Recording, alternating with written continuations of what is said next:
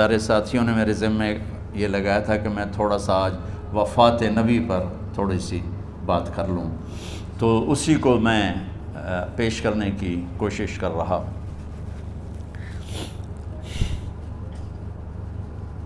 تو 53 برس کی عمر میں آپ نے مکہ سے مدینہ کی ہجرت فرمائی، اور 10 برس آپ نے مدینہ میں قیام فرمایا۔ 11 ہجری میں آپ حج کے لیے تشریف لے گئے، اور یہ صورت آئی 11 تاریخ کو 11 حج کے ذوالحج، اذا جاء نصر اللہ والفتح۔ اس میں اشارہ تھا کہ میرے نبی آپ کا مشن مکمل ہو چکا ہے، اب آپ ہمارے پاس آنے کی تیاری فرمائیں۔ تو یہ زوال سے پہلے آپ اپنے خیمے میں لیٹے ہوئے تھے، یہ آخری صورت قرآن کی جو نازل ہوئی، تو آپ نکلے زوال کے بعد، آپ نے تینوں شیطانوں کو پتھر مارے، پھر آپ اپنی اونٹنی عذبہ پہ سوار ہوئے، اور آپ نے یہ تاریخی جملہ بولا، ایھا الناس عسیٰ اللہ تلقونی بعد عامی ھذا، لوگو یہ میری تمہاری آخری ملاقات، آج کے بعد تم مجھے نہیں دیکھو گے۔ واپسی پر آپ نے معاذ بن جبل کو مدینے سے یمن روانہ فرمایا، تو معاذ بن جبل سے ایسی محبت تھی کہ ان کو سی آف کرنے کے لیے 7 میل پیدل چلے، 7۔ اب کسی کو روانہ کرنے کے لیے ساتھ نہیں چلتے تھے، مسجد سے روانہ کر دیتے تھے، معاذ بن جبل کو 7 میل ساتھ چلے، اور جب آخری پوائنٹ آیا سفر کا تو کہنے لگے، معاذ عسیٰ اللہ تلقانی بعد عامی ھذا، معاذ یہ تیری میری آخری ملاقات ہے، وَلَعَلَّكَ تَمُرُّ بِقَبْرِي وَمَسْجِدِي ھذا، جب تو واپس آئے گا تو میری قبر دیکھے گا اور میری مسجد مجھے نہیں دیکھے گا۔ تو فَبَكَىٰ مُعَاذٌ جِشْعًا لِفِرَاقِ رسول اللہ، تو معاذ بن جبل پھوٹ پھوٹ کے رونے لگے آپ کی جدائی کا تصور کر، تو آپ کی آنکھوں میں بھی آنسو آ گئے، تو آپ نے جلدی سے منہ یوں پھیر لیا، معاذ پیچھے ہو گئے اور آپ ادھر ہو گئے، اپنے آنسو چھپا لیے، اور فرمایا، معاذ ان اولی الناس بی المتقون من کانوا وحیث کانوا، معاذ اس جدائی کا غم نہ کر، جو تقوی پر مرے گا وہ میرا سب سے قریب ہوگا، چاہے وہ پاکستان میں ہو چاہے افریقہ میں ہو، میرے سب سے قریب وہ ہوں گے جو تقوی والے ہوں گے، جو اللہ سے حیا کرنے والے ہوں گے۔ جب آپ واپس تشریف لائے، 29 محرم صفر، 29 صفر عصر کی نماز کے بعد ایک جنازہ تھا، اس جنازے کو پڑھانے کے بعد اس کو دفن کے لیے آپ جنت البقیع تشریف لے گئے۔ وہاں سے واپس ہونے لگے تو سر درد اٹھا، اور وہ درد ایک دم بڑھنا شروع ہوا، اور اس دن باری حضرت عائشہ کے گھر کی تھی، تو آپ گھر میں تشریف لاتے لاتے درد کے ساتھ بخار، تیز درد، تیز بخار، اور 14 دن 12 ربیع 29 30 2 دن یہ، اور 12 دن اگلے 14 دن آپ نے بیماری دیکھی، مسلسل سر درد اور مسلسل بخار، اور روزانہ آپ جب گھر بدلتے، اس وقت 9 بیویاں زندہ تھیں، تو آپ پوچھتے کل کس کی باری ہے، کل کس کی باری ہے، جی میمونہ کی ہے، اگلا دن کل کس کی باری، جی حفصہ کی ہے، کل کس کی باری ہے، ام سلمہ کی ہے۔ تو بیگمات نے اس سے سمجھا کہ اللہ کے نبی یہ چاہتے ہیں کہ میں بیماری کے دن عائشہ کے پاس گزاروں، ورنہ آپ کو تو خود پتہ ہے کل کس کی باری ہے، پرسوں کس کی باری ہے، ترسوں کس کی باری ہے۔ تو حضرت میمونہ کے گھر میں آپ تشریف فرما تھے، تو ساری باقی 7 بیگمات جمع ہوئیں، اور انہوں نے آ کے عرض کی، یا رسول اللہ، جب تک آپ بیمار ہیں آپ عائشہ کے پاس آرام فرمائیں، اور جب اللہ آپ کو شفا دے دے تو پھر ہماری ترتیب کو آپ دوبارہ شروع فرما دیں۔ تو آپ نے سب کا شکریہ ادا کیا، عدل کی مثال کا، اسلام جب دوسری شادی کی اجازت دیتا ہے تو عدل کی شرط لگاتا ہے، اِن لَمْ تَعْدِلُوا، اگر عدل نہیں کر سکتے پھر ایک ہی ہے۔ عدل، اور آپ نے فرمایا جس نے دوسری شادی کی اور عدل نہ کیا، کتنی مرضی عبادت کر کے آیا تو قیامت کے دن آدھا حصہ اس کا فالج زدہ ہوگا، ایک سائیڈ اس کی فالج زدہ ہوگی، کتنے ہی مراقبے کر کے کتنی ہی نمازیں پڑھ کے آیا ہو، انصاف نہیں کیا تو پورا آدھا حصہ فالج کی پکڑ میں ہوگا۔ تو جب سب بیگمات نے یہ کہہ دیا کہ آپ وہاں گزاریں تو آپ نے شکریہ ادا کیا، علی اور عباس کو بلایا، ان کے کندھوں پہ آپ نے یوں ہاتھ رکھے اور آپ کے پاؤں یوں زمین پہ لگ رہے، آپ پورا پاؤں نہیں لگا پا رہے تھے کمزوری سے، یہ پوزیشن تھی اس طرح۔ اور یہ پیر کا دن تھا، آپ حضرت عائشہ کے گھر میں داخل ہوئے اور اگلے پیر کو حضرت عائشہ کے گھر میں آپ اپنے اللہ کے پاس چلے گئے۔ آخری ہفتہ آپ نے حضرت عائشہ کے گھر میں گزارا۔ صحابہ ملاقات کے لیے حاضر ہوئے تو آپ ان کو دیکھ کے رونے لگے اور فرمایا کہ میں تمہیں اللہ کے سپرد کرتا ہوں، اللہ تمہاری حفاظت کرے، اللہ تمہارا ساتھی ہو، آواکم اللہ، حفظکم اللہ، نصرکم اللہ، بہت دعائیں دی۔ تو عبداللہ بن مسعود رضی اللہ تعالیٰ عنہ نے پوچھا یا رسول اللہ، لگتا ہے جیسے جانے کا وقت ہے، تو آپ کو غسل کون دے گا؟ تو آپ نے فرمایا میرے اہل بیت۔ آپ کو کفن کون دے گا؟ کہا میرے اہل بیت۔ آپ کا جنازہ کون پڑھے گا؟ تو آپ رونے لگے۔ تو آپ نے فرمایا جب تم مجھے غسل دے دو تو سب نکل جانا، سب سے پہلے میرے دو وزیر جبریل و میکائیل آئیں گے اور وہ میرے اوپر درود و سلام پڑھیں گے۔ ہمارے نبی کا جنازہ ایسے نہیں ہوا اللہ اکبر اور پیچھے صفیں، آپ کی چارپائی کے پاس آ کر صحابہ کھڑے ہو جاتے تھے، وہ میں ابھی بتاتا ہوں۔ تو آپ نے فرمایا سب سے پہلے جبریل و میکائیل آ کر میرے اوپر درود و سلام پڑھیں گے، پھر اس کے بعد ساتوں آسمان کے فرشتے باری باری آئیں گے۔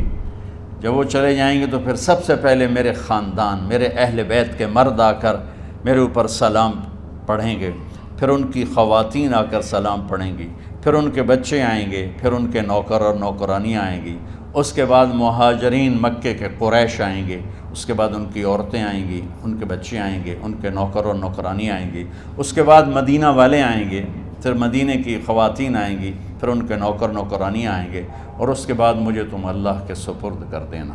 اور پھر آپ نے ایک عجب بات فرمائی جو کسی نبی نے نہیں فرمائی، فرمایا کہ میرے بعد میری آنے والی امت کو میرا سلام کہہ دینا، اور انہیں کہنا کہ ان کے بعد جو آئیں ان کو بھی میرا سلام کہہ دینا۔ اور اس طرح میرے سلام کو قیامت تک اللہ کے نبی نے پہنچایا کہ ہر آنے والی امت، ہر آنے والی نسل اگلی نسل کو اس نبی کا سلام پہنچائے۔ آپ کے جانے میں 5 دن باقی تھے تو آپ نے فرمایا مجھے 7 کنوؤں کے پانی سے غسل کرواؤ۔ تو 7 کنوؤں سے پانی لایا گیا مشکیزوں میں بھر کے۔ تو حضرت عائشہ کے گھر میں کوئی ایسا ٹب نہیں تھا جس میں بیٹھ کے وہ آپ نہا سکتے، تو حضرت حفصہ کے گھر سے ٹب منگوایا گیا، آپ اس میں بیٹھے، تہمت باندھا ہوا تھا، کرتا اتارا، اور آپ پر 7 کنوؤں کا پانی ڈالا گیا، تھوڑا تھوڑا تھوڑا تھوڑا تھوڑا تھوڑا، تو اس سے بخار کی شدت کم ہوئی، اور آپ سر درد کی وجہ سے آپ نے ایسے پٹی باندھی سرخ رنگ کی، اور اس کے بعد حضرت علی اور فضل بن عباس کے کندھوں کا آسرا لے کر آپ مسجد میں تشریف لائے، اور آپ ممبر پر بیٹھے اور آپ نے فرمایا لوگو میرے جانے کا وقت آ چکا ہے، میں نے کسی پر زیادتی کی ہو، کسی کو تھپڑ مارا ہو، کسی کو چھڑی ماری ہو، کسی کا حق دبایا ہو، تو میں اپنی جان کے ساتھ مال کے ساتھ حاضر ہوں، مجھ سے یہیں بدلہ لے لو، آخرت میں میرے خلاف کوئی دعویٰ نہ کرنا، میں آخرت کے حساب کو برداشت نہیں کر سکتا۔ جن کے طفیل لوگوں کا حساب معاف ہوگا، جن کی طفیل، جن کی شفاعت پر لوگ بے حساب جنت میں جائیں گے، وہ روتے ہوئے فرما رہے ہیں کہ میں آخرت کے حساب کو نہیں دے سکتا۔ تو سارے صحابہ رونے لگے، لیکن آپ اپنی بات کو دہراتے رہے، کوئی بھی نہیں اٹھا۔ تو آپ نے ظہر کی نماز پڑھائی، ظہر کے بعد پھر ممبر پر آئے اور فرمایا کہ لوگو یہیں مجھ سے حساب کتاب کر لو، آگے نہ کرنا، بتاؤ میں نے کسی کا کوئی حق دینا۔ ایک صحابی کھڑے ہو، یا رسول اللہ آپ نے میرے 3 روپے دینے ہیں، 3 درہم۔ تو آپ نے فرمایا دینے ہوں گے ضرور، پر مجھے یاد نہیں، بتاؤ گے کس طرح دینے ہیں؟ کہ یا رسول اللہ آپ کے پاس سائل آیا تھا، آپ سے مانگا، آپ کے پاس تھے نہیں، تو آپ نے مجھ سے کہا تیرے پاس کچھ ہیں؟ تو میرے پاس 3 درہم تھے، تو آپ نے فرمایا تو دے دے، میں بعد میں ادا کر دوں گا۔ تو کہا ہاں یاد آ گیا، میرے نبی کے گھر میں تو تیل نہیں تھا، ایک چھٹانگ جس سے چراغ جلتا، پیسہ کہاں سے آتا؟ تو آپ کے سامنے آپ کے کزن فضل بن عباس کھڑے تھے، آپ نے فرمایا فضل میرا قرضہ ذمے لیتے ہو؟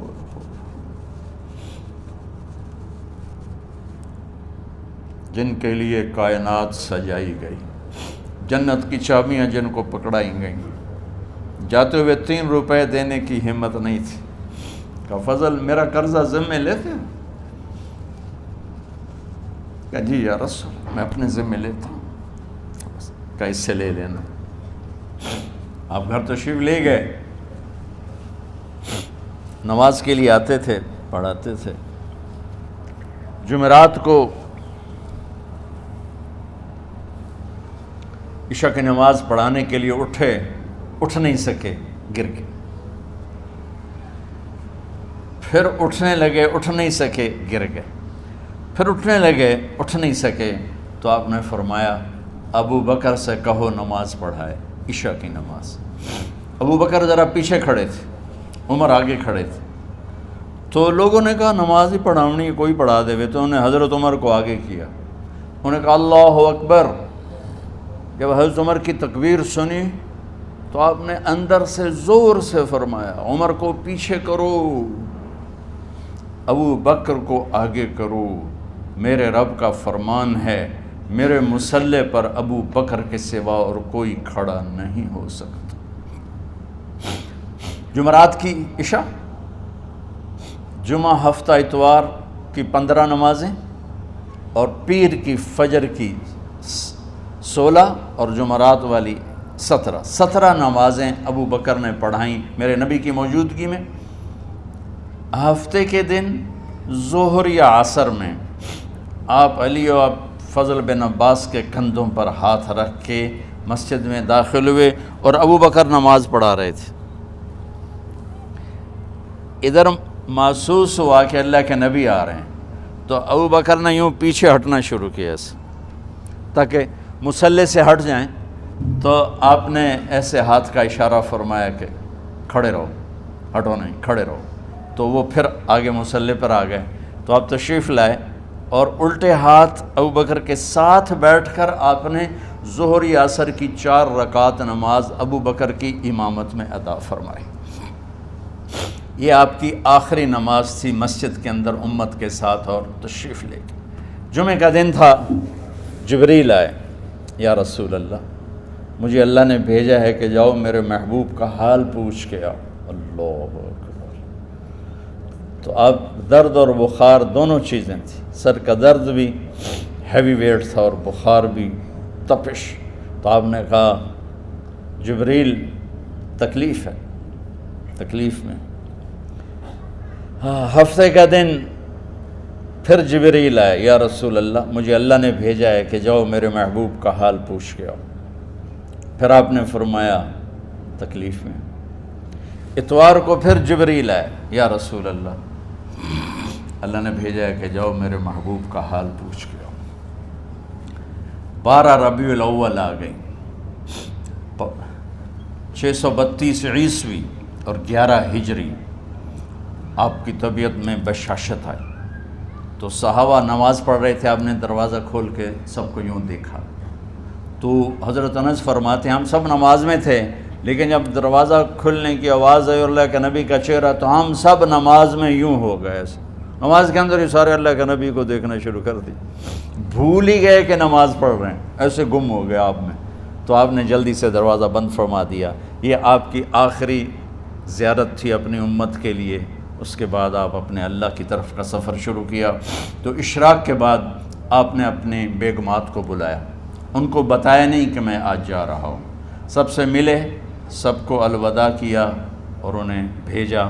اس کے بعد آپ نے حضرت فاطمہ کو بلایا، جنت کی عورتوں کی سردار، سب سے زیادہ محبوب بیٹی، سب سے زیادہ جگر کا ٹکڑا، دل کا ٹکڑا کا، جس نے فاطمہ کو دکھ دیا مجھے دکھ دیا، جس نے اسے سکھ دیا مجھے سکھ دیا۔ ہاں، ان کو قریب کا، بیٹی قریب ہو، تو ان کے کان میں کہا میں جا رہا۔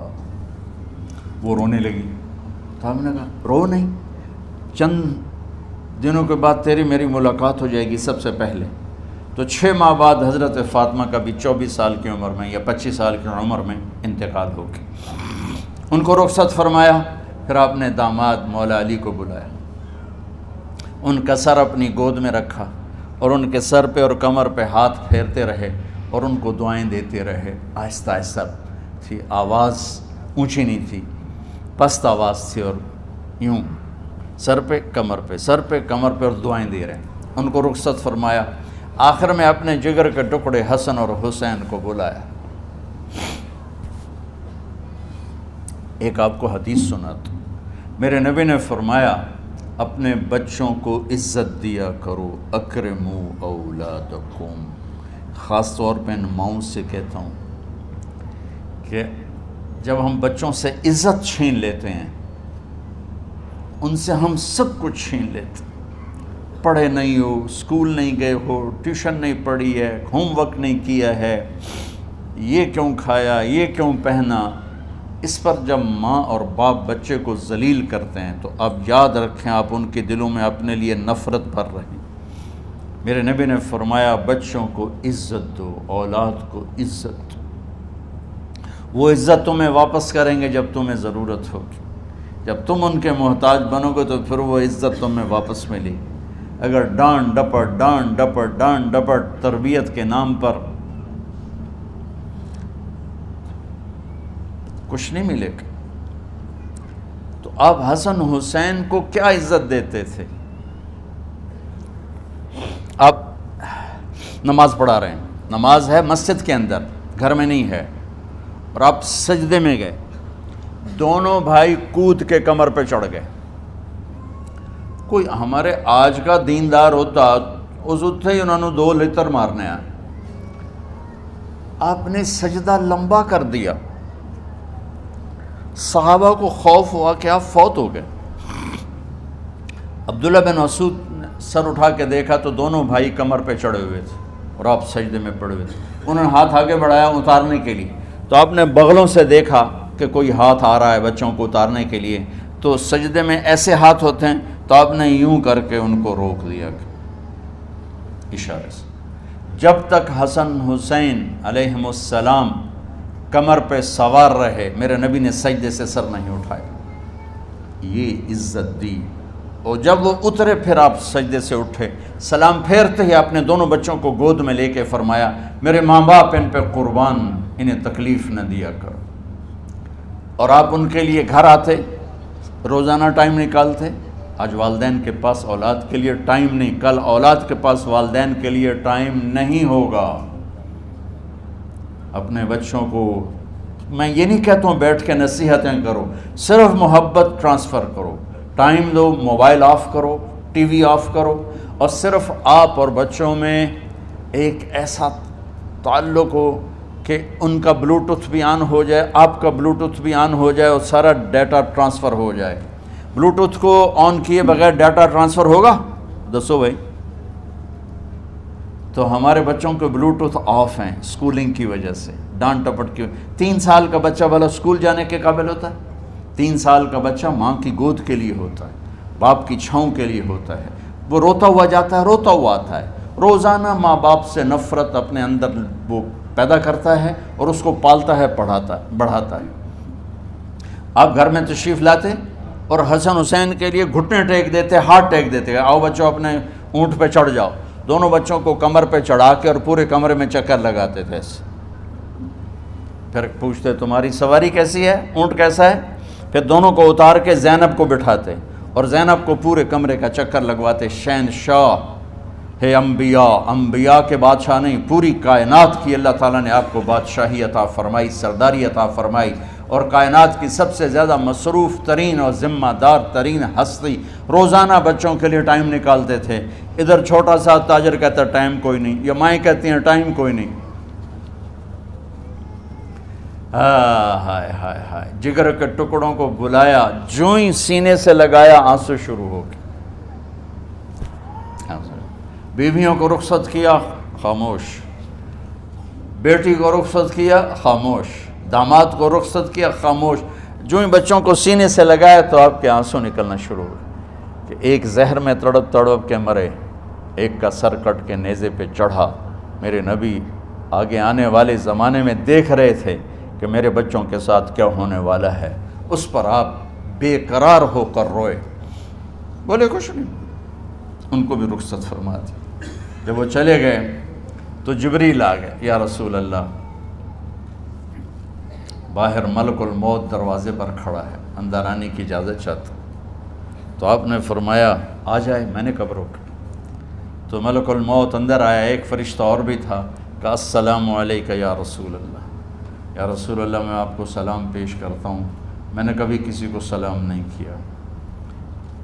آپ کے رب نے فرمایا جب جاؤ تو اجازت لے کے جانا، بن اجازت اندر نہ جانا. میں کبھی کسی سے اجازت نہیں لیتا. اللہ تعالیٰ نے فرمایا آنا چاہیں تو لے آنا، رہنا چاہیں تو چھوڑ کے آ جانا. یہ اختیار اللہ نے کبھی کسی کو نہیں دیا. آپ پہلی اور آخری ہستی. تو آپ نے فرمایا اگر میں اجازت دے دوں تو میری جان نکالو گے؟ کیا جی نکالو. میں تو اللہ کے امر کا پابند. تو آپ نے جبریل سے پوچھا کیا کہتے ہو، تم کیا کہتے ہو؟ جبریل نے کہا یا رسول اللہ، اللہ آپ کی ملاقات کے شوق. میرے بھائی بہنوں، اللہ سے یہ دعا کیا کرو، یا اللہ ایسی موت دے جب جانے کا وقت ہے تو ہماری ملاقات کے شوق میں ہو.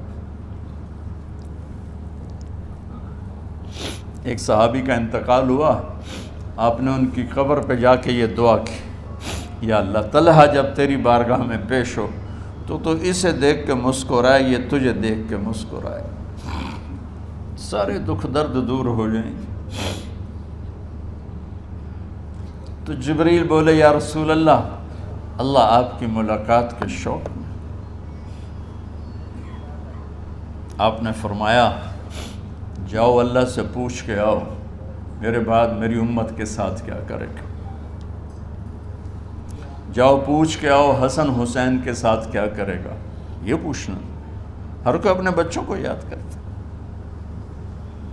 مرنے والے بچوں کو یاد کر. بچے میلاد، میرے والد اچانک ہارٹ اٹیک میں فوت ہو گئے تو ہماری بہنیں موجود نہیں تھیں، میری 2 بہنیں. تو میرے والد بار بار کہتے میری دھیاں مینوں ملا دیو، میری دھیاں مینوں ملا دیو.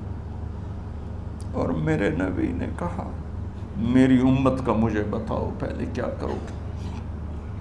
حسن حسین کا نہیں کہا، جن کو ذبح ہوتے بھی دیکھا، زہر میں تڑپتے بھی دیکھا. واہ یا رسول اللہ، آپ نے کیا وفا کی اور ہم نے کیا صلہ دی. سارے خنجر انہی کے سینے میں ہی اتار دیے، ہر تیر کھینچ کے آپ کے جگر کے پار کیا، ہر نافرمانی کا ٹھیکہ لے لیا.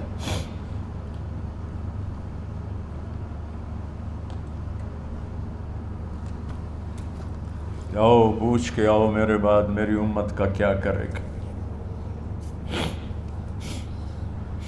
تو جبریل جا کر پیغام لائے کہ اللہ تعالیٰ فرما رہے ہیں ہم آپ کی امت کو تنہا نہیں چھوڑیں گے. میرے رب کی عزت کی قسم، خواتین و حضرات، میرے رب کی عزت کی قسم، میرے نبی یہ بات نہ اٹھاتے تو کوئی ہم میں خنزیر بنتا، کوئی بندر ہو جاتا، کوئی کتا ہو جاتا، کوئی سانپ بچھو بن جاتا.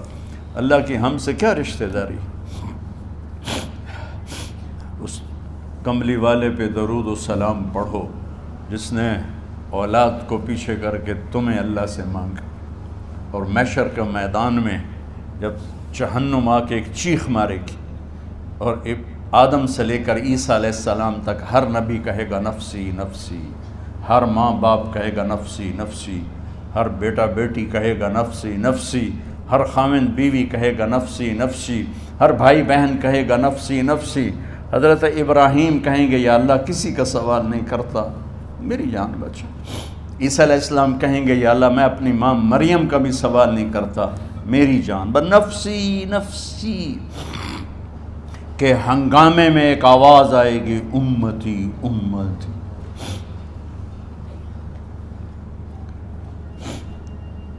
کون ہے یہ؟ ساری دنیا نفسی نفسی کہہ رہی، یہ کون ہے امتی امتی کہنے والا؟ آواز کے تعاقب میں جب نظریں جائیں گی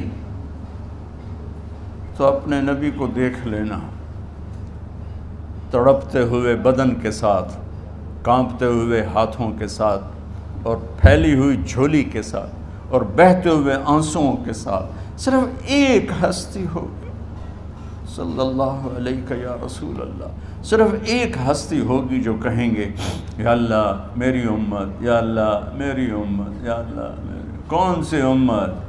جس نے ہر بڑے سے بڑے گناہ کے اڈے کھول کے زندگی گزاری۔ میرے نبی انہی کو یاد کرنے، میری امت میری امت میری امت۔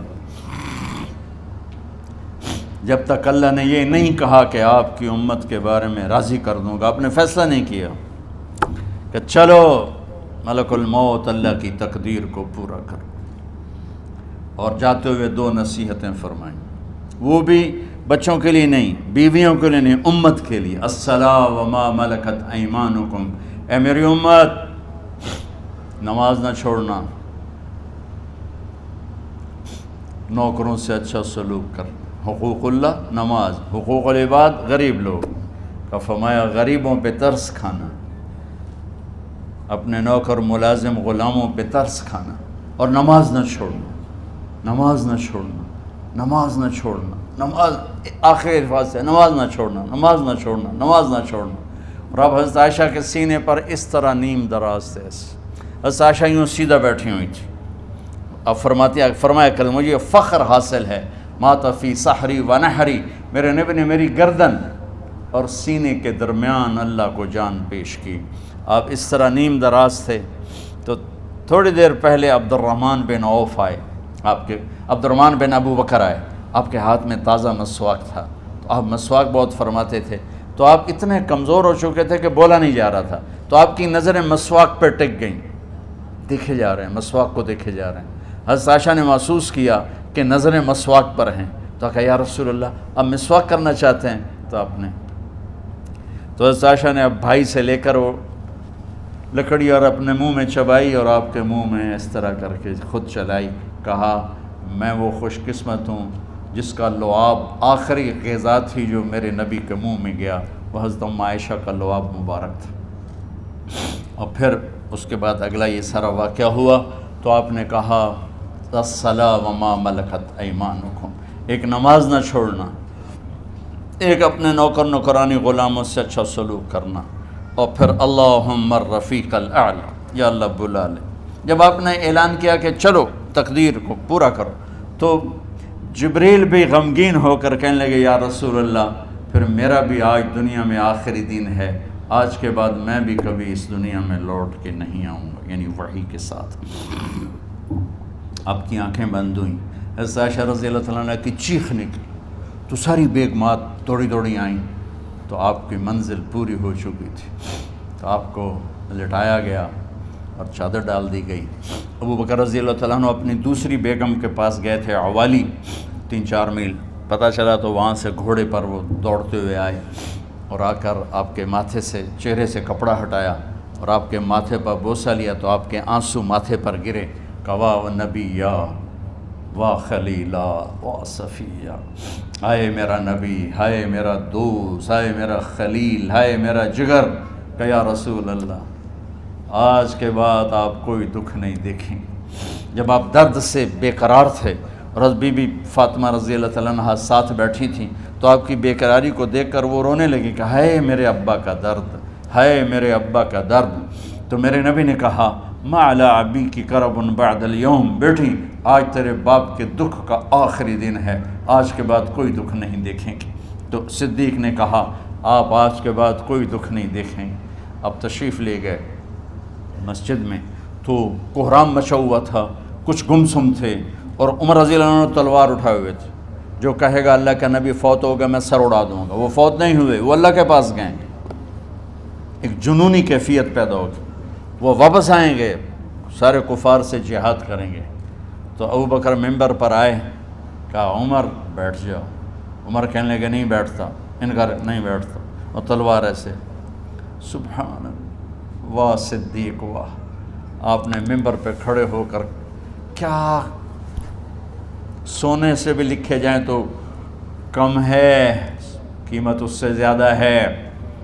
میرے صدیق نے کہا لوگو من کان یعبد محمدا فإن محمدا قد مات، جو محمد کی پوجا کرتے تھے تو آج محمد کو اللہ نے موت دی تھی، ومن کان یعبد اللہ فإن اللہ حی لا یموت، اور جو اللہ کی پوجا کرنے والے ہیں وہ یاد رکھو ان کا اللہ زندہ ہے، موت سے پاک۔ پھر آپ نے اِنَّکَ مَیِّتٌ وَإِنَّهُمْ مَیِّتُونَ، میرے محبوب آپ کو بھی موت آئے گی اور ان سب کو موت آئے گی۔ حضرت عمر فرماتے ہیں جب میں نے یہ آیت سنی تو میں یوں نہیں گرا، ایسے گرا سیدھا، ٹانگوں سے جان نکل گئی تو یوں گرے ایسے یوں، اور کہنے لگے مجھے یقین ہو گیا کہ موت آ گئی اور اللہ کے نبی ہمیں چھوڑ کے چلے گئے۔ تو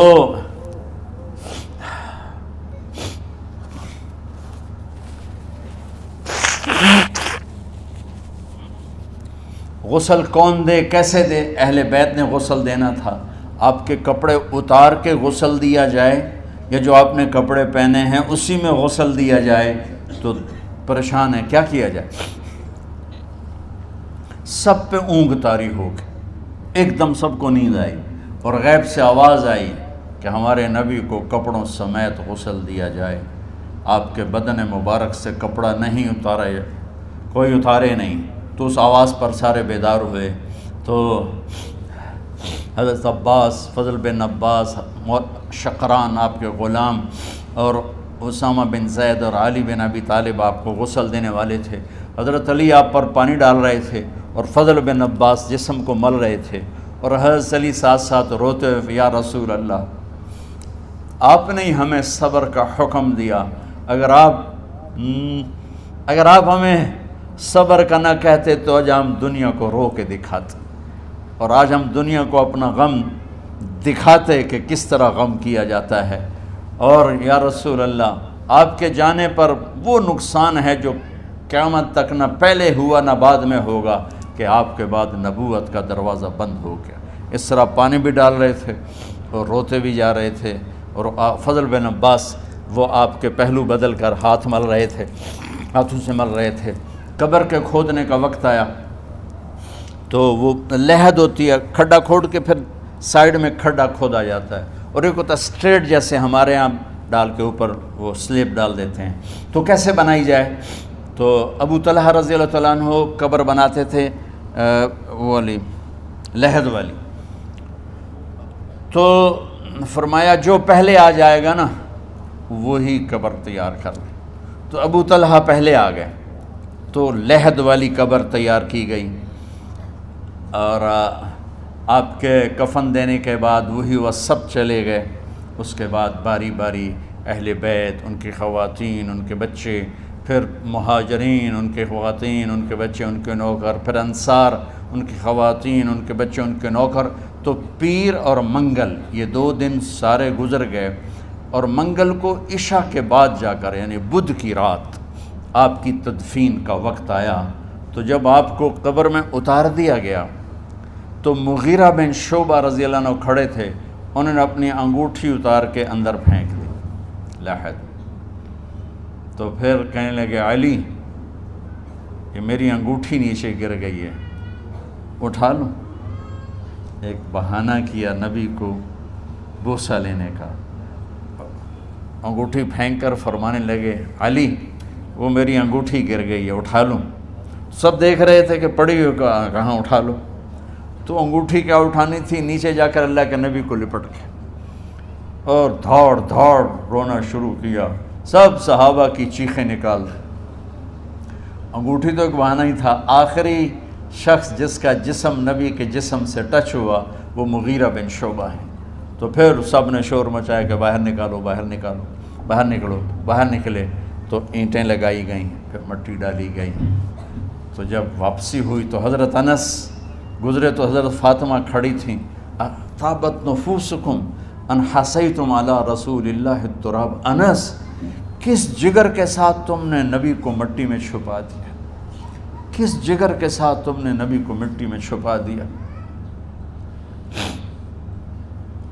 اللہ سے ملا دے۔ قبر دیکھنے کو خوفناک ہے، اگر اللہ راضی ہے، جب کبھی قبر سے ڈر لگتا ہے، بہت ہی لگتا ہے، تو خیال آتا ہے اگر اللہ راضی ہے پھر تو مسئلہ ہی کوئی نہیں ہے، چونکہ اللہ نے اپنے محبوب کو بھی قبر میں اتارا۔ یہ نہیں کہا کہ ایک خوبصورت بیڈ روم بنا کے اس میں لٹا دو، کہا قبر میں اتارو۔ اگر اللہ راضی ہے تو مرنے والی ہو یا مرنے والا ہو تو مزے ہی مزے ہیں۔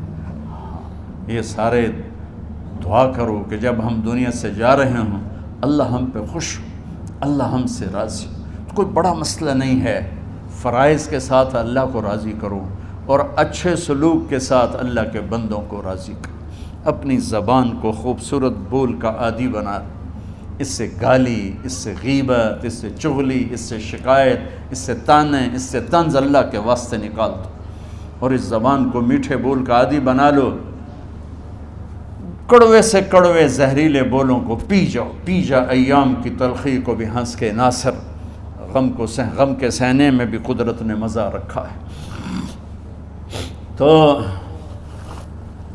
داستان غم ہے، بڑی طویل ہے، آج بڑے عرصے کے بعد میں نے آپ کو سنایا ہے، تو پہلے کوئی ایسا مجھے موقع نہیں ملا کہ میں کچھ تفصیل پڑھ کے آتا، تو جتنا میری یادداشت میں تھا وہ میں نے آپ سے شیئر کیا۔ ہر ایک نے جانا ہے، اور ہم چاہتے ہیں جب ہم جائیں تو یہ ہمارے ایسے جانشین ہوں کہ اللہ پاک انہیں ہماری قبروں کے ٹھنڈا ہونے کا ذریعہ بنائے۔ میم اکیڈمی کوئی کاروباری ادارہ نہیں، کوئی اس سے ہم پیسے نہیں بنا رہے، بلکہ اپنی قبر بنانے کی فکر کر رہے ہیں، اور اس آنے والے سیلابی ریلے کو جو فحاشی، عریانی، بد اخلاقی، بد کرداری کا ایک افریت آ رہا ہے، اس سے یہ ہمارے بچے سیسا پلائی دیوار بنیں۔ اس چیز کو اس طرح نہیں روکا جائے گا جیسے جہاں زیب نے کہا کہ کمروں میں بند کر دو، اس کو روکا جائے گا کہ ان کو اپنے محبوب کا شیدائی بنا دو، اپنے محبوب کی محبت دے دو، اور پھر کی محمد سے وفاتوں نے تو ہم تیرے ہیں، یہ جہاں چیز ہے کیا لوح و قلم تیرے ہیں۔ السلام علیکم۔